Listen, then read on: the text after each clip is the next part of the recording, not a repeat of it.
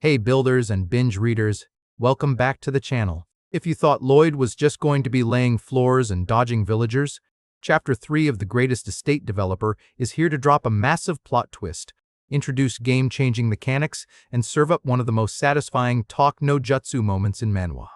Buckle up, because we're diving deep into a breakdown of why this chapter is a total masterpiece of strategy, emotion, and hype building. What set the stage, Chapter 2, ended with our boy Lloyd earning his first RP, and a tiny shred of Xavier's respect after making an old lady smile with his revolutionary ondol. But hanging over that victory was the disapproving scowl of his father, Baron Lloyd Frontera, with a system-tagged approval rating of 20.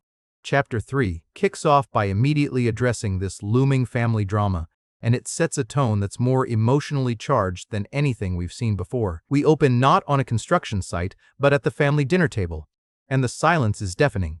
This is the first proper conversation between Lloyd and the Baron, and the tension isn't just about the debt, it's about identity and broken trust. Lloyd, trying to stay in his hooligan character, gives clipped, rude answers about his building projects.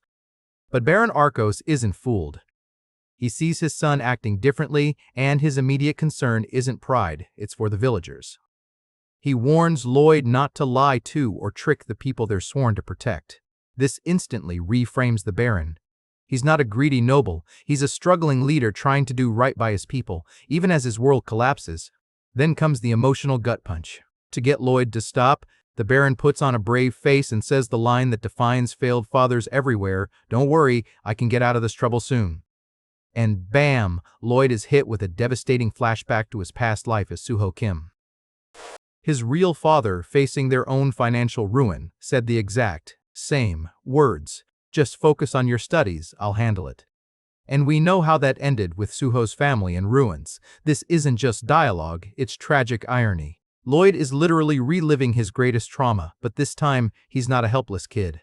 This is the core motivation of the entire series right here.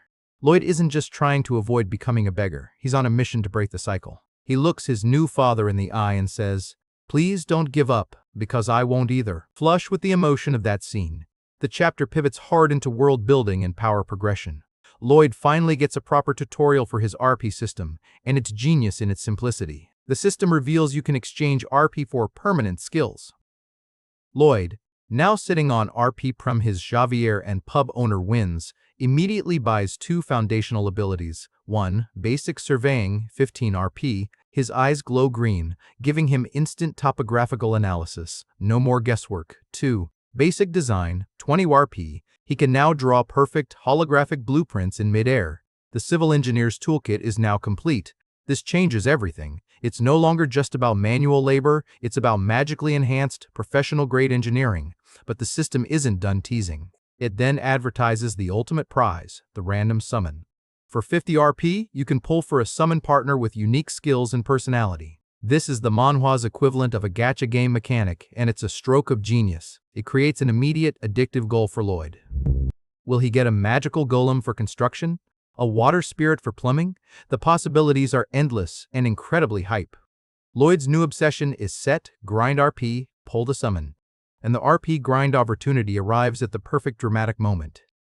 Enter the villains of the chapter, the moneylenders Meatloaf and Shiloh. These aren't just faceless debt collectors. They are vile, suggesting the Baron sell his own wife and maids into slavery to pay the debt. The Baron is furious but powerless. This is the rock-bottom humiliation the family was headed toward. This is Lloyd's cue. He walks in not with a sword, but with cold, calculated legal authority. His performance is flawless. First, he demanded to show him their warrant. Then he recites a specific, obscure law about trespassing on noble property. After that, he calmly orders Javier to cut off this trespasser's arms. The loan sharks, utterly terrified by this suddenly legally savvy tyrant, scamper away. It's a perfect, bloodless victory. But the how is the real brilliance. The aftermath consolidates all of Lloyd's wins. He hands his father a bag of money from his first orders, providing tangible relief. Later, Javier asks how Lloyd knew such a law. Lloyd brushes it off, but his internal monologue reveals the most clever plot device in the series. He didn't study law, he remembered it from the original novel. In the book's tragic timeline, after the Baron's suicide, these same loan sharks came to desecrate the bodies. It was Javier, the future hero, who delivered this exact legal speech before executing them on the spot and being found not guilty. Lloyd isn't just using his engineering knowledge. He's using his meta-narrative knowledge as the ultimate strategic guide. He stole the future hero's iconic, justice-serving moment and used it preemptively to prevent the tragedy. This elevates the story from a simple isekai to a brilliant deconstruction of the genre. He's not just living in the story, he's rewriting its script using its own footnotes. The system pings, Baron's approval, 60 RP earned. This is a massive jump, showing his actions directly mended the most important relationship. Strategic, he now has 61 rupee burrs, more than enough for his first summon. The chapter ends with Lloyd staring at the summon interface. Determined, I'm on my way, summon. The hype is palpable. We've gone from building one floor to winning a legal battle, saving the family's honor, and standing on the precipice of unlocking a power that could revolutionize his construction speed. What do you think he'll summon? Our earth-moving elemental, a genius architect spirit, or something completely unexpected? Sound off in the comments below. If you want a full breakdown of Chapter 4 and that all-important summon, make sure to smash that like button, subscribe, and hit the bell so you don't miss it. Until next time, keep building.